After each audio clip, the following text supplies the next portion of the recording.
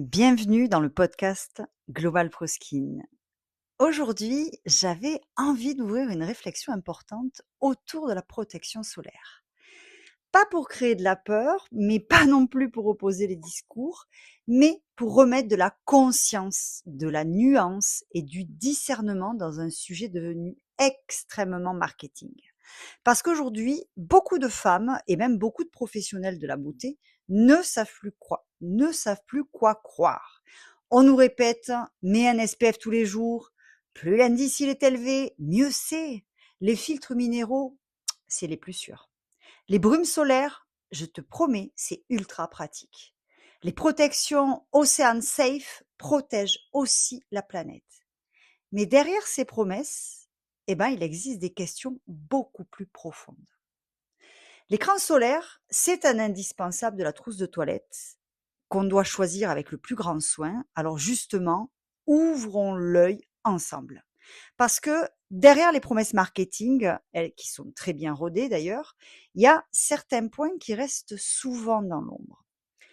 L'écran solaire, c'est le sujet brûlant, c'est le cas de le dire, et malgré les campagnes de prévention solaire répétées depuis 1996, est-ce que vous vous rendez compte depuis le temps?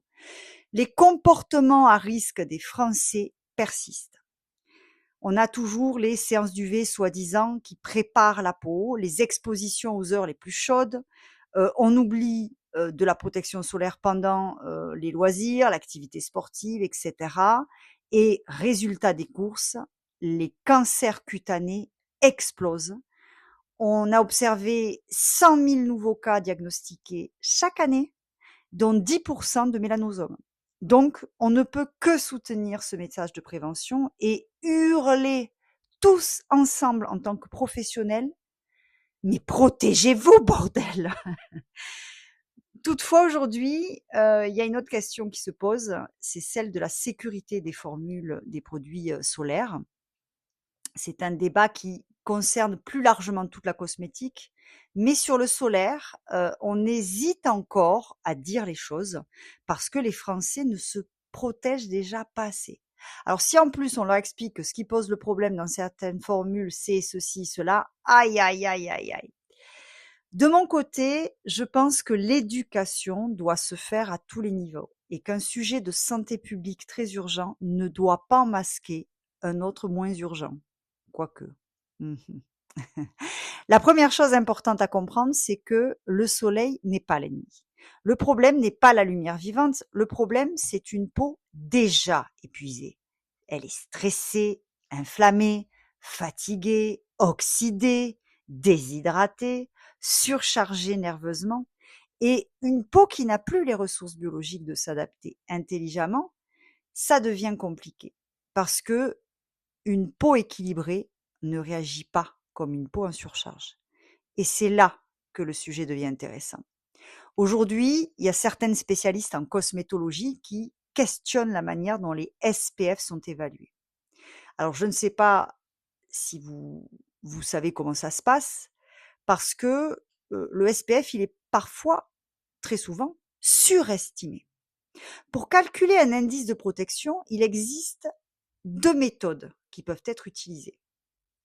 On a la méthode in vitro, qui va être réalisée en laboratoire sur une plaque de plastique, de matière plastique, qui va imiter la rugosité de la peau, s'il vous plaît. Et la seconde méthode va être la méthode in vivo, qui va être effectuée sur des volontaires. Et cette dernière méthode va consister à appliquer une crème solaire sur la peau, puis à mesurer la quantité d'UV nécessaire pour provoquer une légère rougeur. Alors, cette méthode, elle est particulièrement favorable à l'industrie cosmétique parce que rien n'interdit aux marques d'ajouter des ingrédients anti-inflammatoires dans les formules pour inhiber le coup de soleil. Donc, comprenez bien que cela biaise fortement la mesure de l'effet photoprotecteur. Le SPF, il peut parfois passer du simple au double. Je suis farouchement opposée à l'utilisation d'agents apaisants qui devraient avoir uniquement leur place dans les après-soleils. Pourquoi ? Eh bien parce que certains tests peuvent être influencés par la présence d'actifs anti-inflammatoires dans les formules. En clair, la peau, elle va rougir moins. Mais ça ne signifie pas toujours qu'elle est réellement mieux protégée biologiquement. Alors comment être sûr que le SPF affiché du produit que l'on convoite, il est fiable? Eh bien, mieux vaut se tourner vers des marques spécialisées avec une vraie approche dans le solaire, dont la réputation est engagée. Elles ont en prime, ces marques-là, les moyens de réaliser leurs propres tests de mesure. Déjà, il faut une taille de laboratoire avec un propre service de recherche, le personnel compétent, le matériel. C'est absolument pas donné à tout le monde. Mais c'est ce qui va permettre de confronter les résultats obtenus par les laboratoires d'évaluation indépendants. C'est toujours par un laboratoire extérieur que cela doit être fait. Mais quand on a ces moyens-là, on a son propre laboratoire et on peut venir vérifier, contrebalancer, pointer, valider.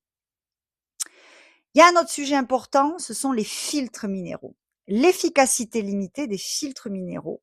On les a longtemps encensés, notamment pour les peaux sensibles et celles des enfants, mais aujourd'hui, eh bien, c'est le grand rétropédalage parce que ces filtres, donc quand je dis ces filtres, c'est le dioxyde de titane ou encore pire, l'oxyde de zinc, protègent en réalité bien moins qu'on ne le pense.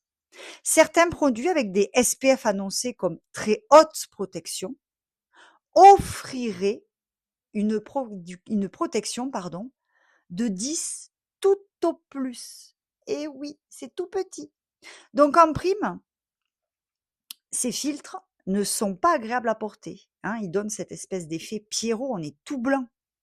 Et lorsque les filtres sont totalement invisibles sur la peau, eh bien c'est généralement grâce à l'utilisation de particules très très petites, que l'on appelle les nanoparticules. Mais les effets à long terme, ils restent débattus. Et on sait que ces nanoparticules pourraient notamment passer dans la circulation sanguine et s'accumuler dans l'organisme. Donc, il vaut mieux privilégier les filtres organiques, que l'on appelle improprement les filtres chimiques.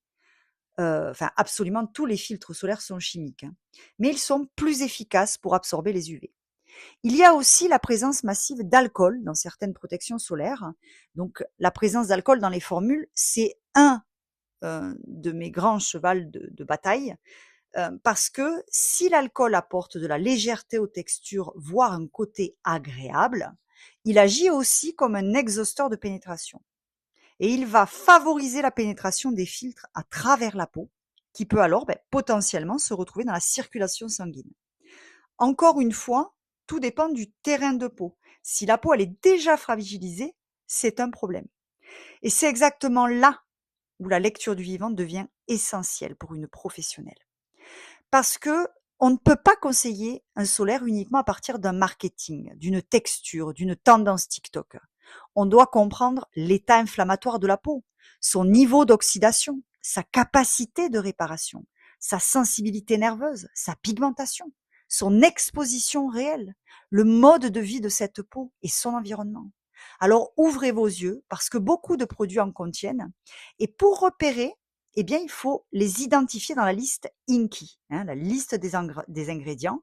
Donc, on va retrouver les notions alcool ou alcool dénate.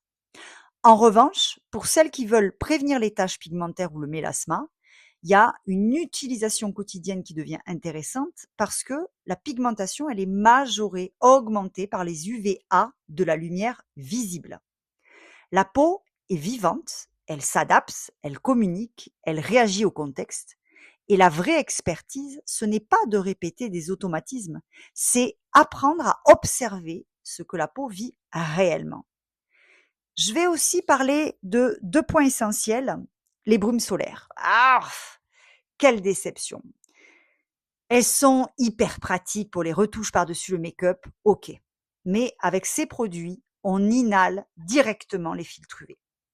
Et c'est pas du tout le top. Mieux vaut privilégier une crème classique.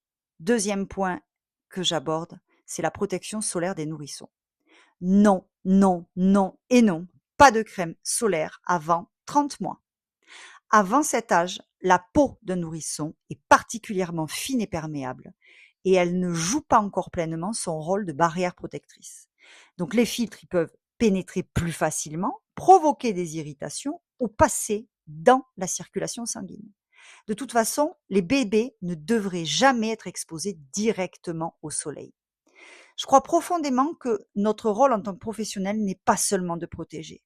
Notre rôle est d'apprendre à accompagner la peau avec cohérence, conscience et discernement, parce que une professionnelle experte ne suit pas uniquement des tendances, elle ne répète pas des phrases toutes faites qu'on lui a enseignées à répéter en boucle, elle comprend les mécanismes, elle sait nuancer, elle sait expliquer et surtout, elle sait adapter.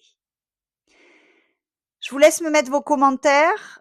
Si vous avez des sujets que vous avez envie que j'aborde pour aller plus loin, n'hésitez pas à liker, à vous abonner pour recevoir d'autres podcasts. Je vous dis à très bientôt.